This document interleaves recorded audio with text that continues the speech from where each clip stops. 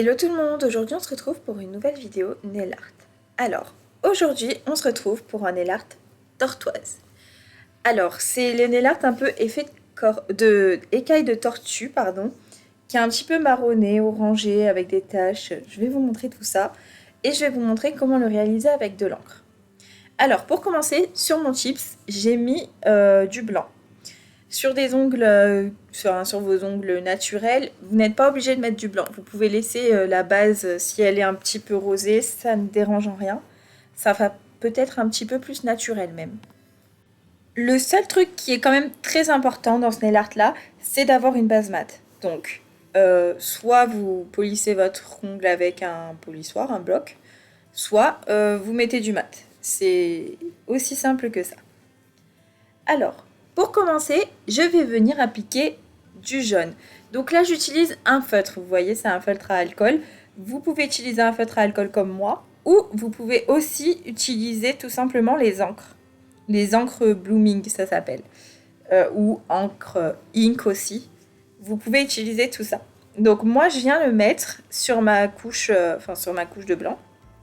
Et ensuite, je vais en faire des taches orangées un petit peu là où ça m'intéresse. Donc là, j'en ai fait 3.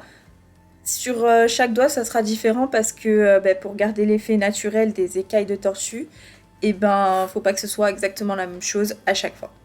Et je viens tout fondre parce qu'en fait, ça c'est juste ma toile de base, on va dire c'est mon croquis. Donc pour le fondre, c'est assez simple. Je prends mon pinceau et je le trempe dans du cleaner. Donc cleaner basique, juste pas du cleaner gras là, vous savez, pour faire briller la finition, non pas celui-là, du cleaner basique. Donc le cleaner qu'on utilise pour juste dégraisser, voilà. Et je viens tout estomper. Donc moi là mon but c'est vraiment, voilà, comme je vous ai dit, un croquis. Et ensuite je viens ajouter des touches de marron. Donc en fait je fais ça pour donner de la profondeur à mon nail art. Mais comme je vous disais, pas obligé de mettre du blanc. Sur la couleur rosée ça fait plus naturel. Et puis surtout ça fait plus fin parce que du coup le fait de mettre du blanc ça rajoute une couche. Donc ça épaissit un petit peu l'ongle. Donc voilà, je viens estomper tout ça. Donc pourquoi j'utilise mes encres? Tout simplement parce que j'ai pas les couleurs en translucide. Je les ai, j'en ai quelques-unes, mais celles-ci je les avais pas en translucide et j'avais envie de travailler un petit peu les encres. C'est pas des nail art qu'on a l'habitude de voir. D'habitude on fait des choses un petit peu plus rapides entre guillemets, des choses qui prennent un peu moins de temps. Mais voilà, je trouve que c'est intéressant aussi de travailler les encres parce qu'on peut faire des effets de profondeur, c'est canon. Donc comme vous pouvez le voir, je rajoute des couches, je joue avec l'intensité du produit, je viens essuyer, je viens en remettre, ainsi de suite. Je fais ça jusqu'à ce que le résultat me donne à peu près ça. Une fois que j'ai ma toile de fond, entre guillemets, je vais venir faire des taches de marron avec mon dotting. Donc juste pour vous préciser, juste avant j'ai mis une petite couche de blooming pour que ça se fonde en fait et que ça se diffuse. Et je viens mettre des petites taches de marron là où j'ai mis le plus d'encre marronnée et orangée. Je viens les appliquer comme ça avec mon dotting, donc j'aurais pu le faire aussi au pinceau, hein. Voilà. Et je les laisse un petit peu se diffuser avant de les catalyser évidemment, parce que c'est le but du truc d'avoir mis du blooming. Je vais pas en mettre que là où j'ai mis ma base marronnée avec le blooming. Je viens bien travailler et je vais faire des petits points juste après aussi pour ajouter de la profondeur, mais je vous montre ça juste après. Donc là, je laisse un petit peu diffuser tout ça. Si besoin, je viens travailler avec un petit pinceau ou dotting. Voilà, c'est ce que je disais, pour faire des petits points, voilà, etc. Pour ajouter en fait du naturel. Une fois que ça a bien diffusé, je vais mettre à catalyser, puis j'applique une couche de mat parce que pour moi, alors là il est déjà très joli l'effet, hein, mais je trouvais qu'il manquait quelque chose, donc je vais rajouter quelque chose que je vais vous montrer juste après. Donc comme je disais, il me manquait quelque chose, donc pour moi il manquait quelque chose. Donc ce que je suis venue faire, je suis venue tout colorier en marron avec le feutre à alcool marron.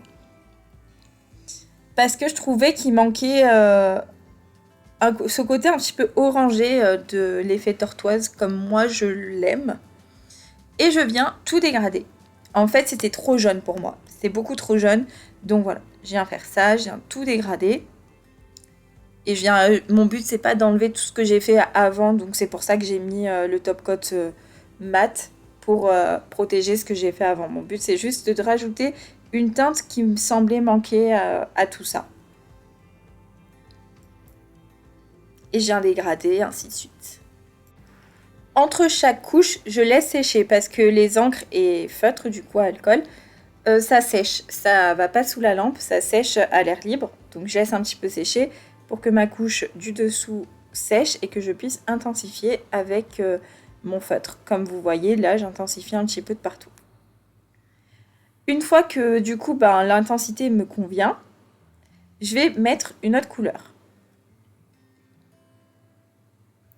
Donc je vais venir cibler sur mes taches et surtout vers le fond de mes taches, le milieu de mes taches, avec du noir, toujours en encre, du coup en feutre à alcool. Et je viens le dégrader dans mon petit marron.